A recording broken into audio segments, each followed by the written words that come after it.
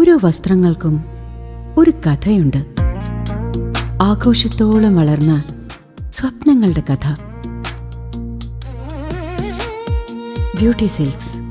വാക്കുകൾ നിശബ്ദമാകുമ്പോൾ വസ്ത്രങ്ങൾ സംസാരിക്കട്ടെ.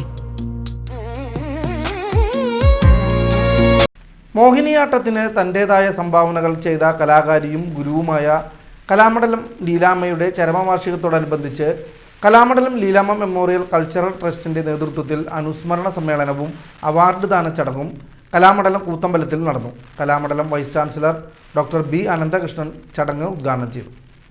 എനിക്ക് ഇന്നിപ്പോൾ ഇവിടെ ടീച്ചറുടെ പേരിലുള്ള വിഷമത്തോടെയാണെങ്കിലും ടീച്ചറുടെ പേരിലുള്ള ഒരു അവാർഡ് വാങ്ങി എനിക്കിവിടെ നിൽക്കാൻ സാധിച്ചത്. കലാമണ്ഡലം എനിക്ക് ഒരു കലാമണ്ഡലം അവാർഡ് തന്നു. ഇപ്പോൾ ഞാനിവിടെ രണ്ടാമത്തെ ഒരു സ്റ്റേജിൽ നിൽക്കുന്നത് ലീലാമ്മ ടീച്ചറുടെ പേരിലുള്ള ലാസ്യ ലീല പുരസ്കാരം സ്വീകരിക്കാൻ വേണ്ടിയായിരുന്നു.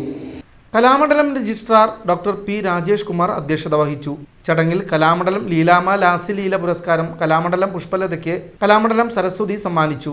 ഡോക്ടർ കലാമണ്ഡലം സുഗന്ധി, പത്മശ്രീ കലാമണ്ഡലം വിമല മേനോൻ, കലാമണ്ഡലം കവിത കൃഷ്ണകുമാർ, കലാമണ്ഡലം സംഗീത പ്രസാദ് റഷീദ്, കലാമണ്ഡലം ബിന്ദു മാരാർ, കലാമണ്ഡലം വേണി തുടങ്ങിയവർക്ക് വിവിധ പുരസ്കാരങ്ങൾ നൽകി ആദരിച്ചു.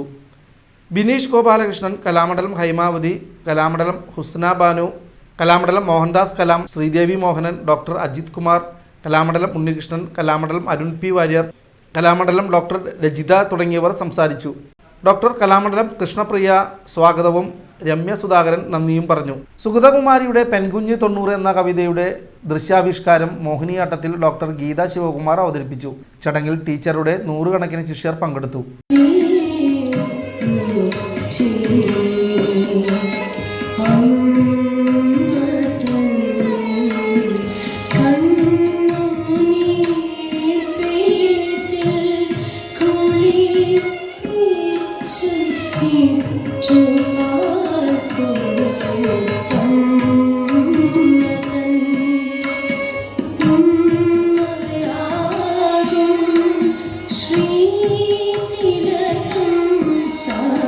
Thank you.